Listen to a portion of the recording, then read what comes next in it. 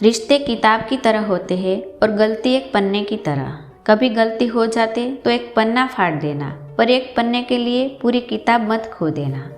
ये कहानी है एक गरीब परिवार की जो गांव में रहता था, जिसमें पति पत्नी और एक छोटी सी बच्ची रहते थे।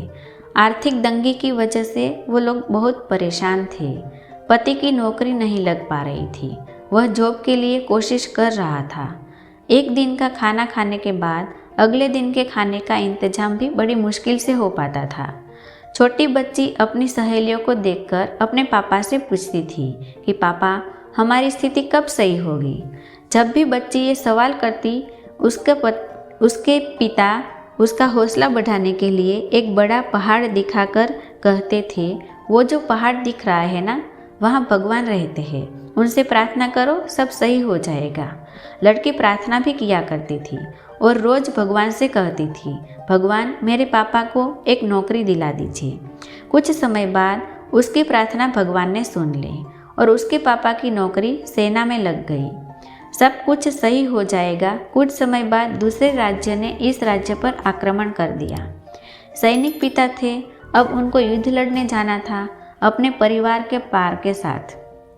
जब वो युद्ध के लिए जाने लगे तो छोटी बच्ची ने कहा, पापा प्लीज़ आप मत जाइएगा, आप हमारे साथ यही रहो ना, मैं बहुत बुरी हूँ जो मैंने तुम्हारे लिए ऐसी नौकरी मांगी जिसमें आपकी जान भी जा सकती है। उसके पापा ने कहा, नहीं बेटी, अब तो इस राज्य के लिए मेरी जान चली जाए तो भी कोई गम नहीं।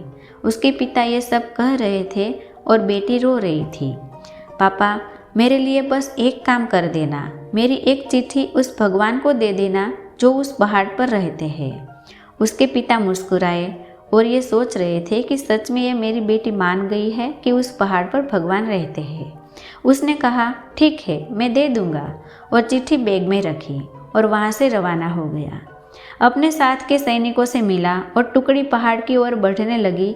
उसे पता था पहाड़ के बाद सरहद आने वाले हैं, उसके बाद तो हमारा राज्य खत्म हो जाएगा।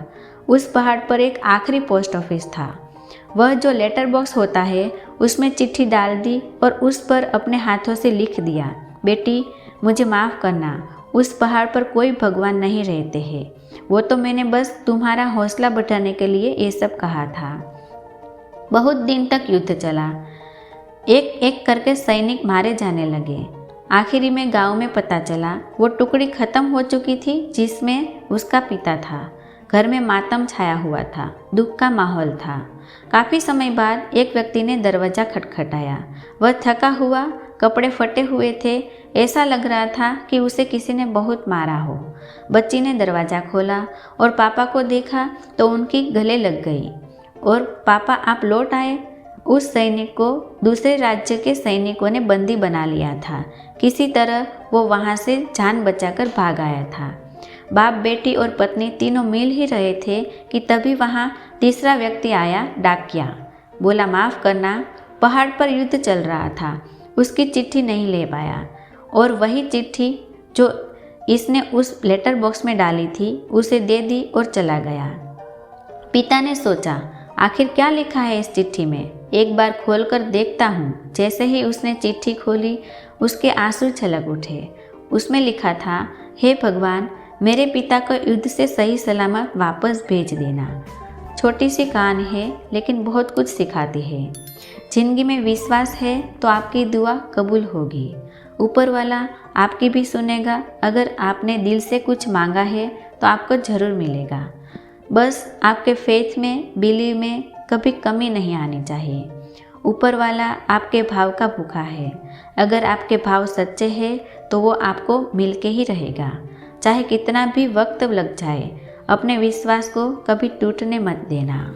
कहानी देखने के लिए धन्यवाद।